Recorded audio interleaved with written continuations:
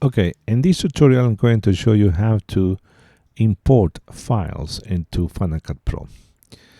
First you have to organize just all your files and your folders in this crash disk.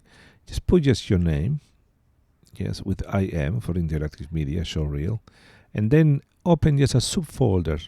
You can call just movies, yes, and then you put all your scenes, all your actually just clips that you're going to use for your show reel here. Okay. After you finish that, yes, you can open your Final Cut, and then I'm going to show you how to just import files. Before that, you need to do another some adjustments here. System settings. Okay. It's better just to set just away from your show reel. That means just yes, you can just create just actually as a new folder here, and just put just Final Cut just in a FCP, Final Cut Pro, and then you can just choose that one. Yeah, it's better just to keep it just away from the movies, right? Because otherwise you're going to have all these errors, right? Now, next thing you have to use, you go to user preferences, and then go to timeline options, and just put this one to 0. Okay. You can just put just video 3 tracks for video or 4 for audio if you want, but that's okay if you have just a different settings, right? And you just click OK.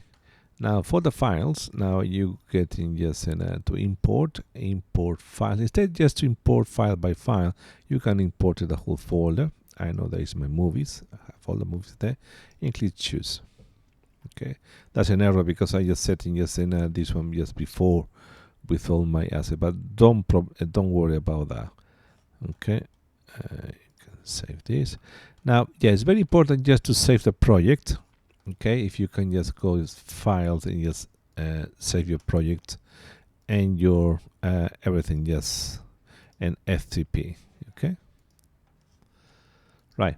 I have the folder here, and now I'm going just to set actually just my title to the right format, and there is something that you need just to check here. Yeah, I can see that my sequence is different. Okay, it's 1080 1440, right? There's a way just to do it. You can just go just to sequence and just go to settings, but the problem is that sometimes you're going to feel just ghostly here, and you cannot just change the settings. Therefore, if you click any file that they have the 1920 1080, in your case you can have the 721, yes, you can just drop it in, and that's going to change for you. You click just yes, that's going to change. You see here the sequence just now is 1920 1080. Okay, that means everything is 25 in 1920. You need to check on that. Yes, again, probably you are going to be working with 720. Okay, be sure that everything is 720. Right, after that you can just delete that one because this one is only just for just change the settings there. Okay, now you're going just to put the soundtrack first. That's the most important thing. Yeah, that's the soundtrack you just did just in Logic. You just click it straight on. Now because I use just in a multi-track just in Logic, and some of the jingles have these multi-track just in attributes there. I need to nest. Nest means that I'm going to collapse all this one into two just in tracks only. Okay, a bad thing to do is just to go to sequence and then go nest items, mix down audio, and click OK. And then what happens is now they're going just to actually start to nesting. Then I have my track here now. Okay. Now I'm going to do now is just start just selecting just my clips. For example, if I have this clip here, I can mark in, and I'm going to just also just mark out. I think that you know that. And I will use this insert button here because they allow me really just to insert. Now what happened here, look, that's interfering my sound, okay? Then if I undo this one, Command Z, I can do it just is to lock this audio, all right?